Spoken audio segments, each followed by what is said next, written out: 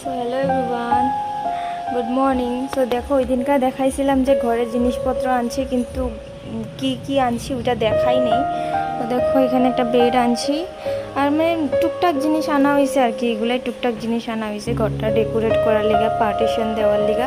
কারণ এখন আমগুলোর লগে দাদাও থাকে, তো পার্টিশন ছাড়া একটা রুমে ভাল লাগে না। কারণ আমগো রুমটা অল্প বড় আসছিল, তার লিগে দাদা রুম লয় নাই। একটা রুমে আমরা দুইজন থাকুম। তো দেখো, আমার রুমটা আজকে কীরকম লাগতেছে নিশ্চয় কমেন্ট করে জানাইবা। আর আমার ঠাকুরের আসনটা আগে এক জায়গার মধ্যে আসছিল, এখন ঠাকুরের আসনটা এখানে আয়া পড়ছে, কারণ এখানে দাদা হারা থাকে। একটা রুমের মধ্যে কি করুম, ছোটো মোটো রুম, তো দুজনে রুম পার্টিশন দিয়ে থাকা হইতেছে। এখানে দাদা হারা থাকে।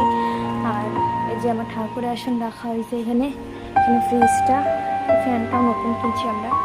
এখানে দেখো কাপড় চোপড় রাখা হয়েছে, এটা রডের মতো জিনিসটা। কাপড় চোপড়গুলো তো সুন্দর করে রাখি নাই। তো দেখো, বহুত জিনিস ঘরে এখনও ভালো মতো গুছাইতে পারিনি। যেমনি পারছে দেখো, ব্যাগের গাদ্দি এখানে, তারপরে এখানে দুনিয়ার খালি ব্যাগই ব্যাগ। আর এগুলো আমাকে টুকটাক কাপড় চোপড় এগুলো রাখছি আমরা আর কি।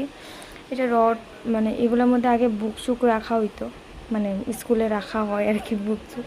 তো এরকম দুইটা বানাই আনছি, তো পার্টিশনের লেগা। দেখো, এখানে কাপড় দিয়ে ঢেকা দিছি, তো পার্টিশন একটা হয়ে গেছে। এটা আমরা রুম হয়ে গেছে, আর এটা দাদা হারা রুম হয়ে গেছে।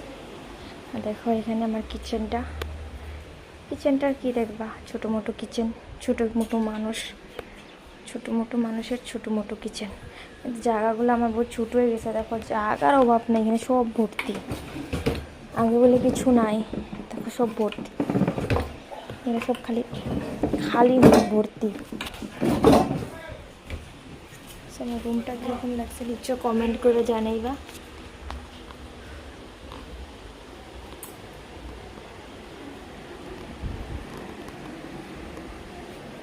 এই বেডশিটটা বিছানোর বহুত দিনের শখ আছিল, কিন্তু বেড আসছিল না বহুত দিন পরে। মানে বহুত দিন লোকে বেড ওয়েট করতে করতে ফাইনালি একটা বেড আনলাম। তো বেডশিটটা বিছাইলাম। টাটা।